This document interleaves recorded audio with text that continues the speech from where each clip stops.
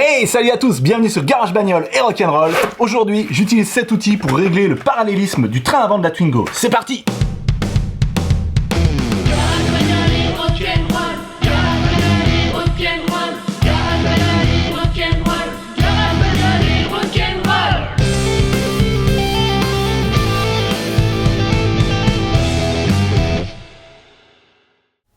Alors cet outil Track-Right de Gunson, je l'avais déjà utilisé une fois pour faire le parallélisme du train arrière du Rodius avec plus ou moins de succès. Si vous n'avez pas vu la vidéo, je vous la remets ici en haut à droite et en bas dans la description. Donc le principe il est très simple, on passe dessus avec la voiture, ça fait bouger la plaque du dessus comme ça. Et quand cette plaque bouge, ici elle bouge l'aiguille et ça nous indique si on est trop à l'intérieur, toe in, ou si on est trop à l'extérieur, toe out.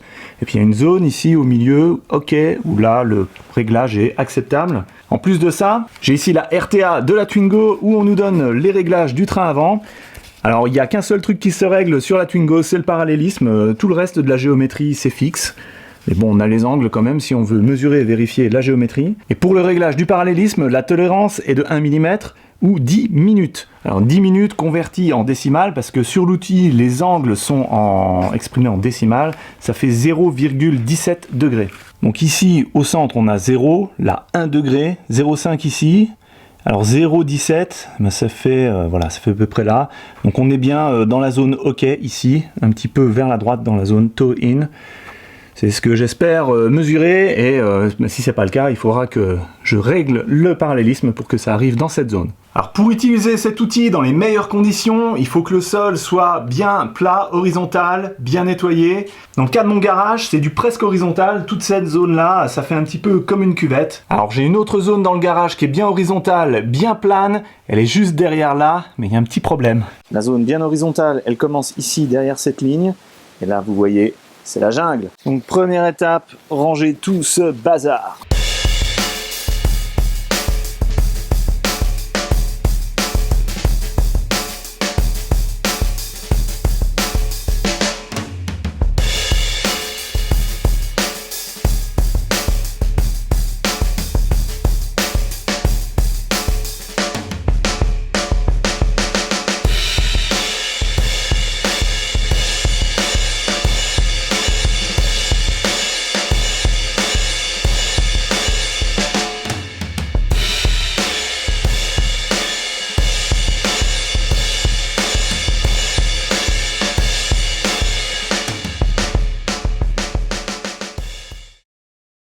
Voilà, maintenant ici j'ai une partie bien plane pour travailler.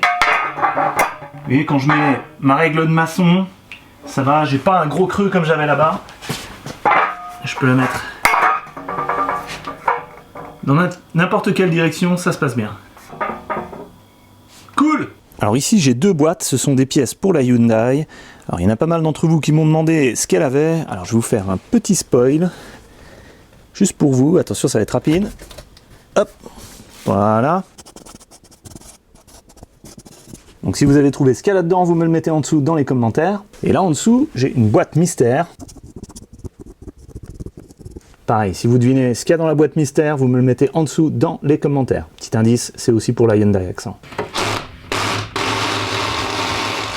Avant de commencer, je voudrais vous montrer quelque chose sur la roue avant droite.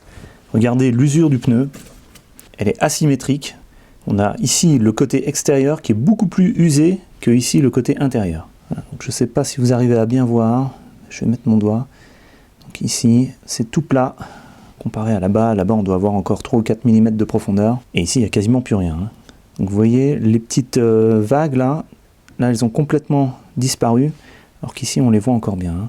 Donc ça, c'est des pneus hiver. Les pneus contact, et c'est normal qu'ils aient ces petites vaguelettes ici. Les petites stries. Ça permet d'évacuer la neige et la glace. Donc quand on a un pneu qui est usé comme ça, c'est un bon indice d'un problème de parallélisme. On a la roue là qui est trop vers l'intérieur, donc le côté ici extérieur s'use plus vite que le côté intérieur. Il y a aussi une autre raison qui me pousse à faire le parallélisme sur cette Twingo, c'est que quand je veux aller tout droit, eh bien j'ai le volant légèrement tourné.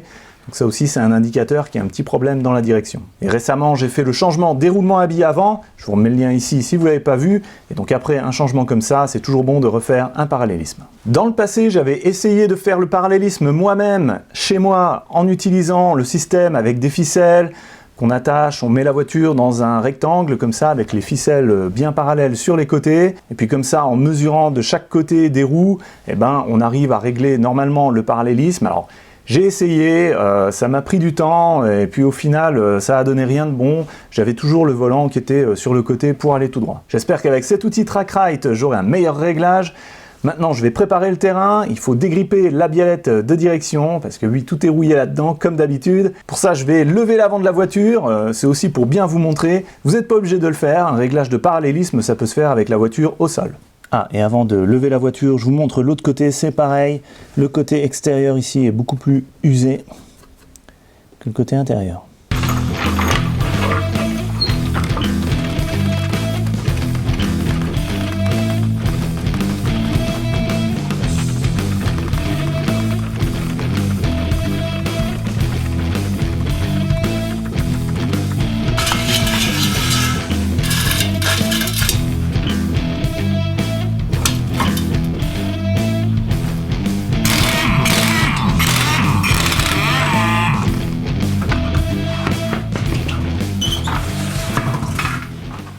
Alors regardons un peu les éléments qui constituent la direction. On a la crémaillère de direction qui est là-bas, donc le volant actionne la crémaillère, ça fait bouger la biellette de direction qui se trouve là. Donc il y a une première rotule là-bas, ça s'appelle la rotule intérieure de direction, et ici on a la rotule extérieure. Donc la biellette de direction, elle est vissée dans la rotule de direction. Quand on tourne le volant vers la gauche, ça fait rentrer la biellette, ça tire ici, et donc ça fait tourner toute la partie là, vous voyez le disque, tout le moyeu va tourner à gauche.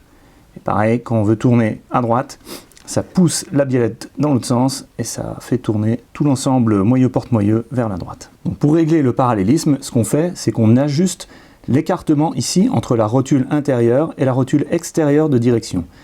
Et ce réglage de la longueur, il se fait ici en vissant plus ou moins la biellette de direction. Ici, vous pouvez voir, il y a un pas de vis, ça rentre ici dans la rotule de direction. Et en vissant comme ça, on fait rentrer plus la biellette de direction dans la rotule, donc on rétrécit la distance. Et en dévissant la biellette, alors ici vous voyez, il y a un endroit où on peut venir prendre la biellette avec une clé, donc en dévissant, on va faire reculer la biellette, la faire sortir de la rotule de direction, donc on va écarter ici la distance. Et là vous le voyez, ce pas de vis est complètement rouillé, alors je le nettoie à la brosse.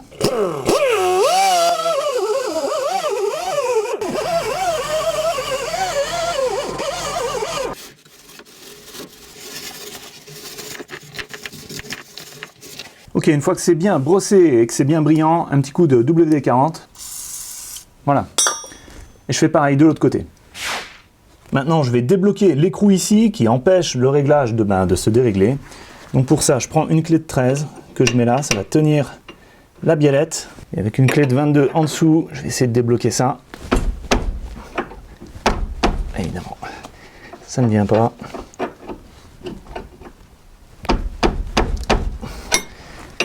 Ok, je vais chercher notre ami le marteau.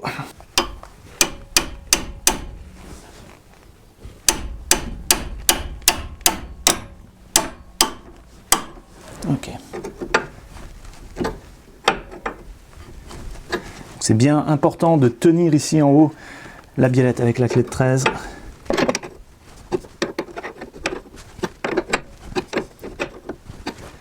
Voilà, ça suffit. Un petit coup de WD-40 encore. Et je laisse imprégner. Ok, les biellettes de direction sont préparées des deux côtés. Je vais remettre les roues avant, mais ce ne sera pas les roues là. Comme on est déjà au mois de juin, il est temps que j'enlève les pneus hiver et que je mette les pneus été. Voici le jeu de roues d'été de la Twingo et je vais mettre les pneus arrière à la place des pneus avant parce que là, les pneus avant, les anciens, vous voyez que c'est pareil, ils sont plus bouffés sur le côté extérieur que sur le côté intérieur là. Alors que là, les pneus arrière, ils sont beaucoup plus récents et ils sont usés de manière égale. Donc c'est avec cela que je veux régler le parallélisme.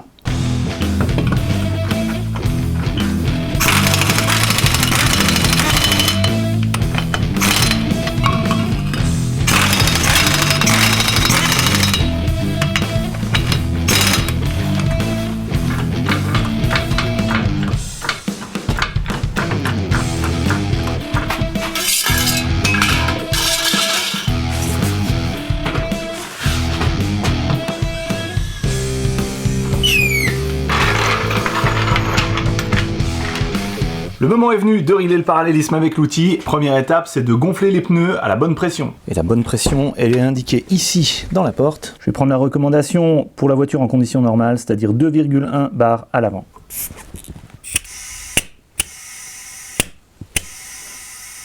Ok, 2,1. 2,1 ici aussi. J'amène la voiture sur la partie horizontale du garage.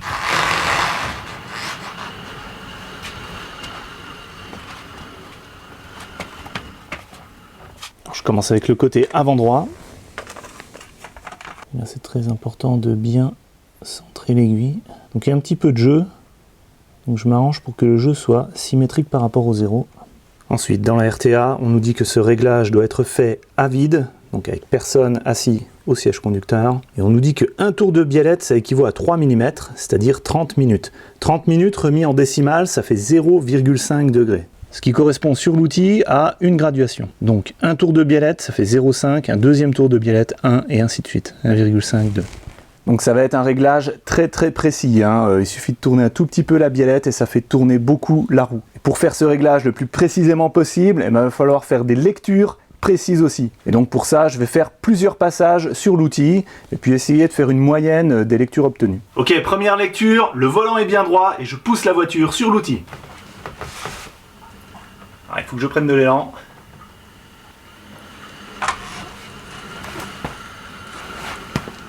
Ok, voyons voir ce que ça donne. Donc là on a 1,5 degré trop à l'intérieur, c'est vraiment pas terrible. Bon, je refais une autre mesure. Allez, deuxième.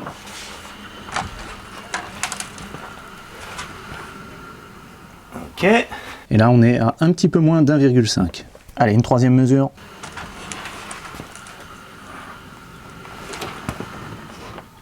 La troisième mesure confirme les deux premières, on est à 1,5 degré trop à l'intérieur. Ok, maintenant le côté avant gauche, première lecture.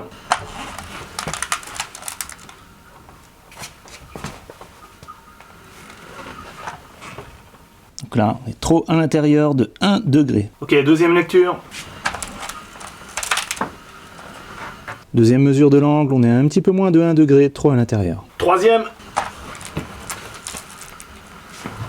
Avec cette troisième mesure, on obtient un résultat assez proche des deux premiers, donc on est à peu près un petit peu moins de 1 degré trop à l'intérieur. Donc sur cette voiture, on a 1 degré trop à l'intérieur côté avant gauche et 1,5 degré trop à l'intérieur côté avant droit.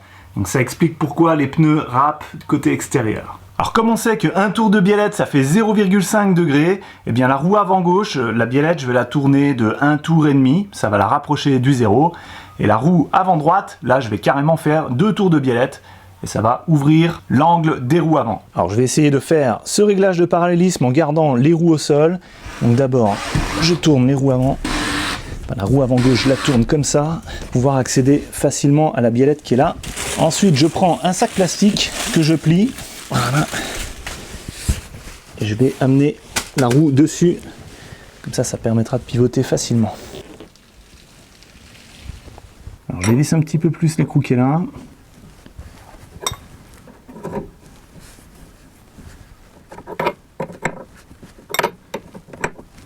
Et comme ça aussi, ça permet de repérer le sens du pas de vis. Parce que parfois, ça peut être, bon là c'est le sens normal, c'est-à-dire le sens horaire. Quand on tourne dans le sens des aiguilles d'une montre, on visse, mais parfois ça peut être dans l'autre sens. Donc, un tour et demi, alors je visse. Un premier demi-tour. Deuxième. Et troisième. Ok, l'autre côté.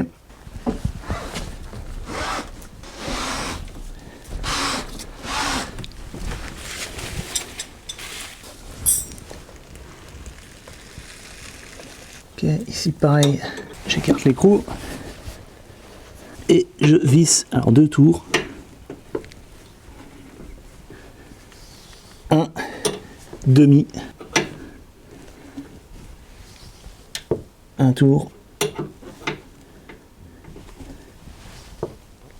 un et demi, et 2 tours. Maintenant, vérification, je commence avec le côté avant droit. J'espère que c'est bon.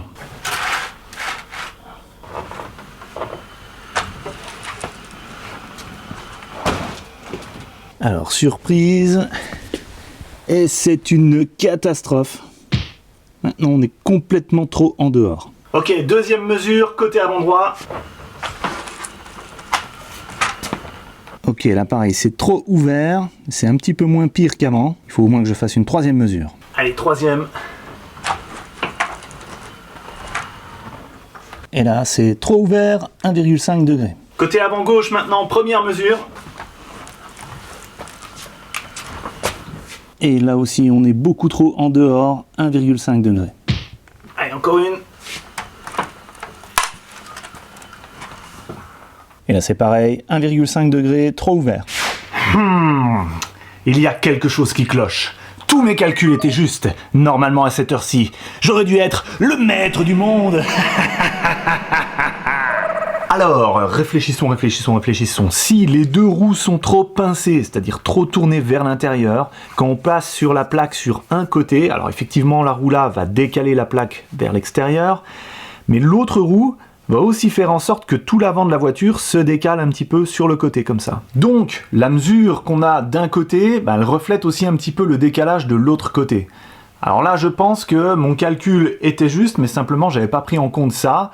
Donc, je vais diviser par deux. C'est-à-dire que au lieu de visser de 2 tours du côté droit, j'aurais dû visser seulement d'1 tour. Et pareil du côté gauche, au lieu de visser d'1 tour et demi, j'aurais dû visser seulement de 3/4 de tour. Donc, je vais dévisser à droite d'1 tour et à gauche de 3/4 de tour. Et là, ça devrait être bon. Les roues devraient être parallèles. Allez, go! Ok, côté avant droit. Un demi-tour et 2 demi-tours. Ce qui fait un tour. Côté gauche, je dévisse de 3/4 de tour. Je vais déjà faire 1/4. Voilà, donc ça fait 1/4. Et maintenant, un demi-tour. Voilà. Ok, maintenant on mesure tout ça. Ok, côté avant droit. Wow, on est resté sur le 0. Ok, je fais une deuxième mesure. Avant droit, deuxième mesure. Ok, ça a légèrement reculé, c'est peut-être un tout petit peu trop ouvert. Je fais la mesure de l'autre côté maintenant. Côté avant gauche, première mesure.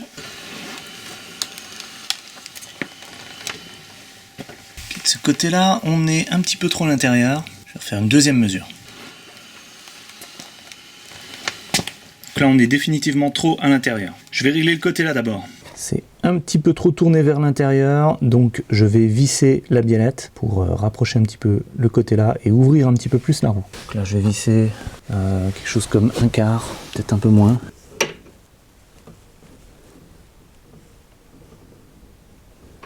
Voilà, donc un peu moins d'1/4. Oh bah non, c'est pire qu'avant là.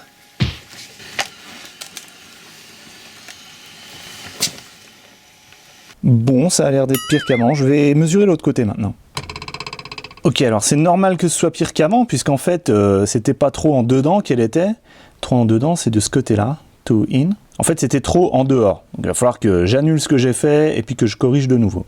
Donc là, je pense que je vais dévisser d'un bon demi-tour de manière à revenir ici.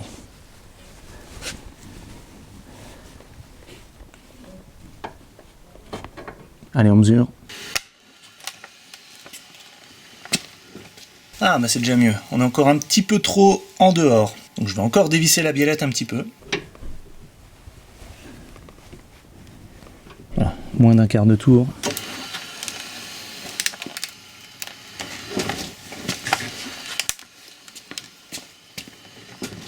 Ok, c'est mieux. C'est encore un petit peu trop en dehors.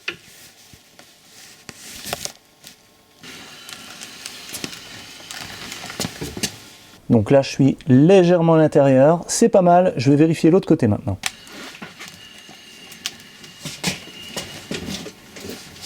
Donc là aussi, côté avant droit, on est bien parce qu'on est légèrement vers l'intérieur, toe in.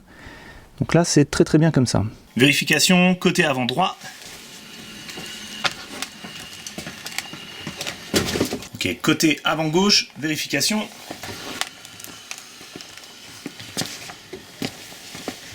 Bon, là on est quand même pas mal, on est quasiment pile sur le 0. Il faudrait lui donner un petit peu de pincement de ce côté-là. Donc, ce sera vraiment pas grand chose, hein. Je vais dévisser la biellette allez, d'un 1/8 de tour, même pas. Et puis de l'autre côté, ben, c'est l'inverse, il faudrait l'ouvrir un peu, donc pareil, je vais visser la biellette d'un 1/8 de tour. Hop. Voilà. Ok, donc là, côté avant droit, on est toujours un peu vers l'intérieur, à la limite du hoquet. On va voir ce que ça donne côté avant gauche. Ok, donc là, ça n'a pas bougé, on est pile au zéro.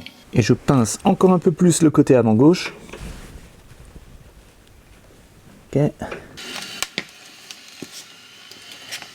Toujours rien du côté avant gauche. Je vais quand même aller vérifier le côté avant droit. Peut-être que je vais avoir une surprise. Côté droit, on est légèrement trop pincé, donc je vais ouvrir un peu. Bon, je fais aussi marcher la suspension en appuyant dessus les deux côtés. Parce que la hauteur joue aussi dans le réglage de la direction. Alors j'ai fait plusieurs mesures, plusieurs réglages, au moins une dizaine de passages sur cet outil de chaque côté. Je suis enfin arrivé à un réglage correct. Je vous montre. Côté avant gauche. Voilà, donc là il y a un léger pincement, on est à la limite de la zone OK. Donc là avec cette mesure là, on est à 0,25. J'avais fait une mesure avant, on était plutôt du côté de 0,10. Donc je pense que c'est bon de ce côté là. On regarde l'autre côté.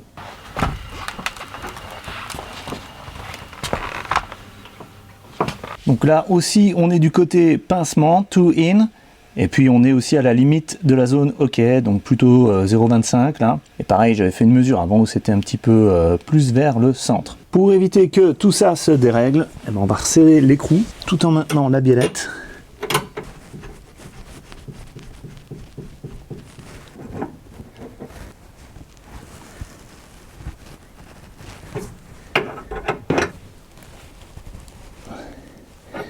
Il ne faut pas hésiter à serrer fort.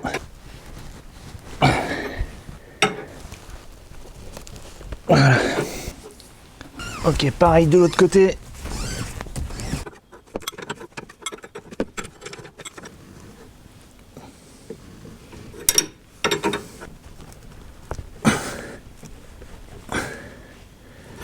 Ok.